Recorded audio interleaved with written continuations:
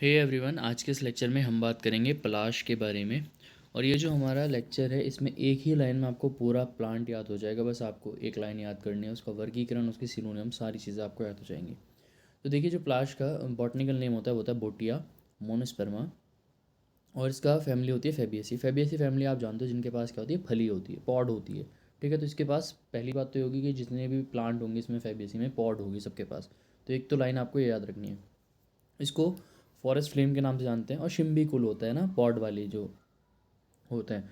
अब देखिए, इसकी लाइन को आपको याद रखना है। पलाश वृक्ष के रक्त पुष्प क्षार श्रेष्ठ होते हैं। बस आपको इतना याद रखना है, पलाश वृक्ष के रक्त पुष्प क्षार श्रेष्ठ होते हैं। तो पलाश से हो जाएगा पलाश, एक तो सिनोनियम ये बनेगा, रक्त पुष्प सिनोनियम बनेगा, और क्षार श्रेष्ठ सिनोनियम बनेगा। तो तीन सिनोनियम आपको यहाँ से याद हो जाएंगे।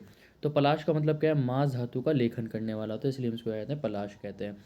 रक्त पुष्प क्योंकि इसके जो पुष्प होते हैं वो रक्त वर्ण के होते हैं। और क्षार श्रेष्ठ मतलब सभी क्षार में ये श्रेष्ठ होता है। वीडियो का जो मेरा पीडीएफ है उसका जो मैं पासवर्ड है वो आपको मैं बीच में बता दूंगा। पासवर्ड क्या रहेगा इसका, पीडीएफ आपको कहाँ से डाउनलोड करनी है। पीडीएफ मैं आपको टेलीग्राम पे दे दूंगा, वहाँ से आप जाके डाउनलोड कर सकते हो। ठीक है, अब हम बात करते हैं इसका वर्गीकरण। तो वर्गीकरण आचार्य सुश्रुत के अकॉर्डिंग रौद्र आदि, मुनक आदि और न्योग्र आदि गण में इसको रखा गया है। इसके बाद हम इसके स्वरूप की बात करते हैं। तो देखिए, मैंने बताया था एक लाइन में पलाश वृक्ष, तो इसी से सब याद हो जाएगा एक ही लाइन से। तो वृक्ष होता है, ठीक है, तो वृक्ष कितना होता है, 25 से 30 फीट ऊंचा होता है। पत्र जो होते हैं इसके संयुक्त होते हैं, त्रिपत्रक होते हैं और अंडाकार होते हैं। अब पुष्प से ही आपको याद हो जाएगा, पुष्प कैसे होते हैं, लाल कलर के। तो पुष्प कैसे होते हैं, रक्ताभ नारंग वर्ण के पुष्प होते हैं। तो इसी लाइन से सारी चीज़ें याद हो गई। फली, फल मैंने बताया था कि आपको क्या है, फेबियसी है तो इसके पास फली होगी। तो फेबियसी में जो इसकी फली होती है वो 4 से 8 इंच लंबी होती है और 1 से 1.5 इंच चौड़ी होती है। ये आपको यहाँ पे मॉर्फोलॉजी भी इसी एक लाइन से याद हो गई। इसके बाद हम बात करते हैं कि उत्पत्ति। तो सभी जगह उत्पन्न होता है, विशेषकर ये जो पहाड़ी इलाके होते हैं वहाँ पे मेनली पाया जाता है। इसके रस पंचक की बात करते हैं तो रस कैसा होता है, कटु, तिक्त और कषाय होता है।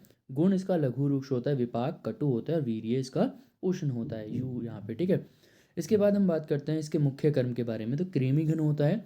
दोष कर्म की बात की जाए तो कफ वात शामक होता है, धातु में लेखन करता है, और जो हमारा मल है उसमें मूत्रल कर्म करता है। तो देखिए, इसकी जो पीडीएफ का जो पासवर्ड होगा वो होगा 1 2 3 4 5 6 7 8। तो इसका पासवर्ड याद रखिएगा, 1 2 3 4 5 6 7 8।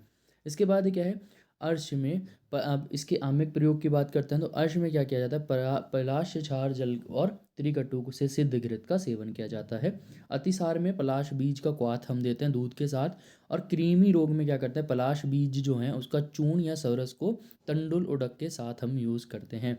मूत्र अवरोध होगा तो फांड बनाकर क्या करते हैं, कांजी के साथ यूज़ करते हैं। इसके फाइटोकेमिकल कॉम्पोजिशंस क्या क्या हैं, ब्यूट्रीन, आइसोब्यूट्रीन, ल्यूकोसाइनिडीन और पलासोनिन। इसके बाद हम इसके प्रयोज्य अंग की बात करते हैं। तो इसमें त्वक, पुष्प, बीज और निर्यास इसका यूज़ किया जाता है। मात्रा की बात की जाए तो क्वाथ अगर दे रहे हैं तो 50 से 100 ml देंगे, चूर्ण 3 से 5 ग्राम देंगे, और निर्यास अगर दे रहे हैं तो 1 से 2 ग्राम देंगे।